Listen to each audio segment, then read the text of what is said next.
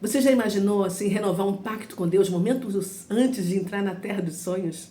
Em Deuteronômio 29, Moisés para tudo, reúne homens, mulheres e até estrangeiros para um dos momentos assim mais solenes da história de Israel, a renovação da aliança com Deus.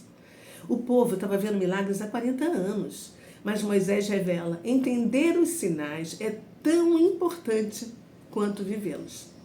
Será que o coração deles estava realmente aberto? Que segredo existe por trás desse compromisso coletivo? Fica comigo e descubra, porque esse capítulo nos aponta para o poder das escolhas conscientes, a responsabilidade entre as gerações e um pacto que se renova todos os dias. Então vamos lá. Nós vamos aqui ler Deuteronômio 29. Simbora? Vamos ler essa Bíblia aqui, a Nova Bíblia Viva. Então, capítulo 29 de Deuteronômio.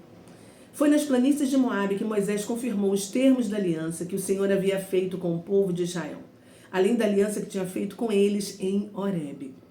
Moisés convocou todo o povo e disse: vocês viram tudo que o Senhor fez no Egito ao faraó, a todos os seus oficiais e a toda a sua terra.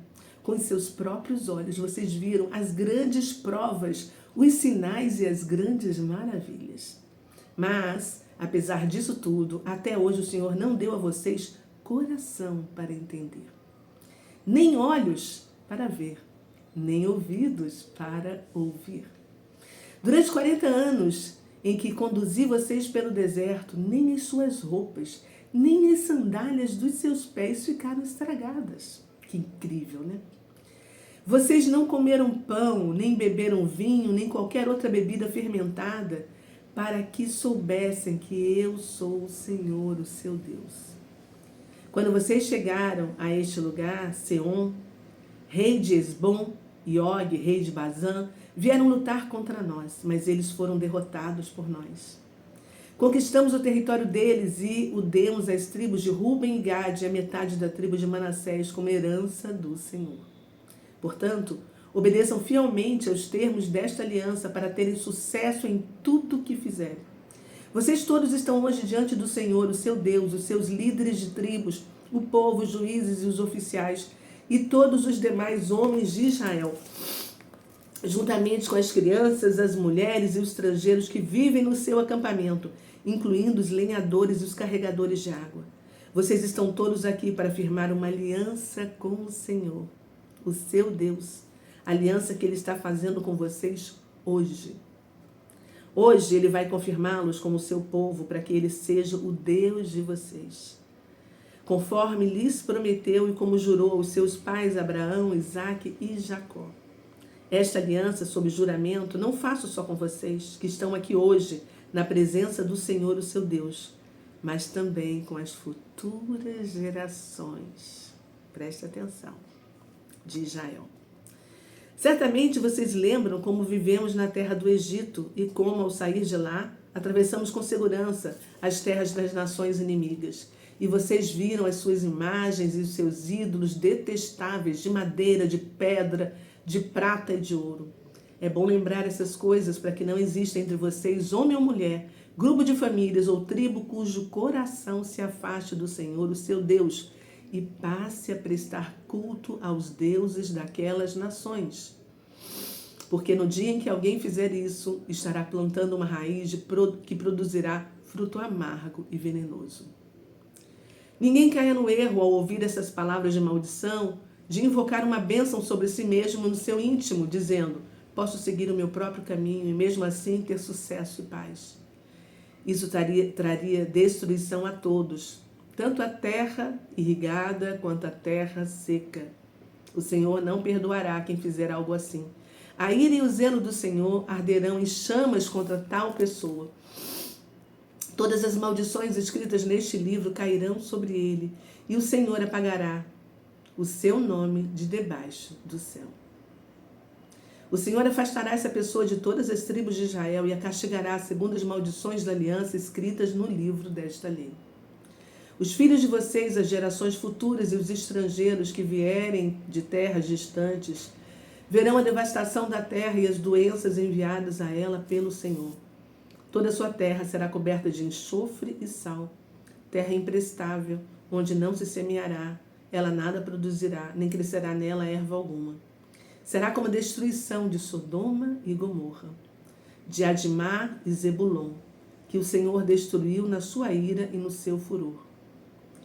Todas as nações perguntarão: por que o Senhor fez isso com esta terra? Qual foi a causa de tamanha ira? E não faltará que responda a elas: foi porque os moradores desta terra abandonaram a aliança do Senhor, o Deus dos seus antepassados. Aliança feita com eles quando os tirou da terra do Egito. Pois eles prestaram culto a outros deuses e se prostraram diante deles, deuses desconhecidos que o Senhor não lhes tinha dado. Por isso o Senhor ficou muito irado contra esta terra, de modo que todas as maldições escritas neste livro caíram sobre eles.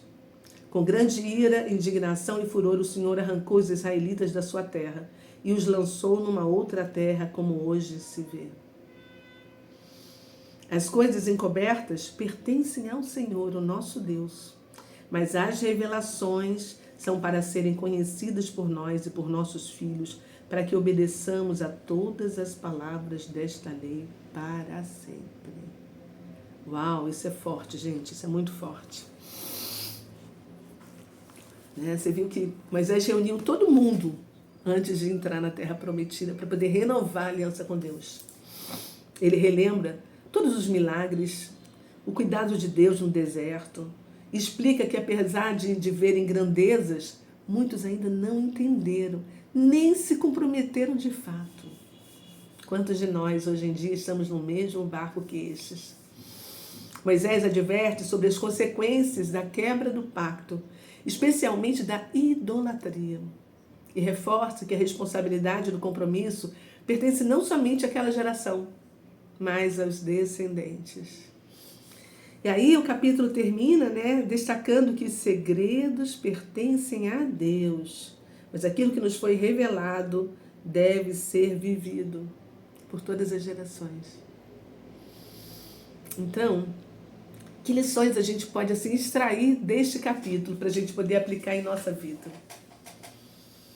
Eu vejo que a fé não pode ser dada mecanicamente, ela precisa ser escolhida e reafirmada geração após geração. O que a gente vive hoje influencia o futuro, não só o nosso, como da nossa família e da nossa comunidade. A gente já viu isso no capítulo anterior, Outra coisa interessante é que não basta ver milagres. Isso não significa verdadeiramente entender ou se comprometer com Deus. Mas é preciso ter discernimento e um coração aberto. Porque quantos viram Jesus fazendo milagres e no final não estiveram ao lado dele? Ficou claro também que a aliança verdadeira inclui todo mundo. Homens, mulheres, crianças, estrangeiros. Ninguém está fora do convite de Deus para a aliança. E o segredo e a revelação, algumas coisas pertencem a Deus, gente? Mas o que Ele já revelou precisa ser vivido por nós plenamente. Vamos refletir para a gente poder extrair os nossos insights? Bem, a sua fé é um compromisso renovado conscientemente ou é só uma tradição herdada da sua família? Pensa nisso. Como é que as suas escolhas de hoje podem impactar positiva ou negativamente as suas próximas gerações? O que você tem deixado esquecido, sabe? Ou superficial na sua caminhada com Deus que precisa ser renovado? Pensa nisso. Vamos conversar com o Pai? Ai, Senhor, obrigada. Obrigada por nos ensinar neste capítulo como funcionavam as cerimônias de renovação da aliança, quem participava, como eram seladas e os símbolos usados, Pai. Obrigada também por nos mostrar a importância da transmissão oral e dos pactos escritos como forma de memorização e de ensino, geração após geração. o Senhor nos deixou a ideia de compromisso renovado, que ainda hoje inspira casamentos, batismos, votos civis, entre outros, né? Ai, Pai, obrigada por nos revelar não só a sua justiça e misericórdia, mas como o Senhor se mostrou, né, totalmente a nós, deixando claro que o Senhor não admite a nossa traição espiritual quando a gente se volta para outros deuses e pratica a idolatria. Porque o Senhor fez conosco uma aliança eterna. Nós chamamos, Pai, e oramos em nome de Jesus. Amém e amém. É isso aí, amados. Vou ficando por aqui. Peço para você deixar o seu like e compartilhar com alguém que você ama. Um beijo no seu coração e amanhã tem mais. Um dia sim e o outro também. Tá bom? Tchau.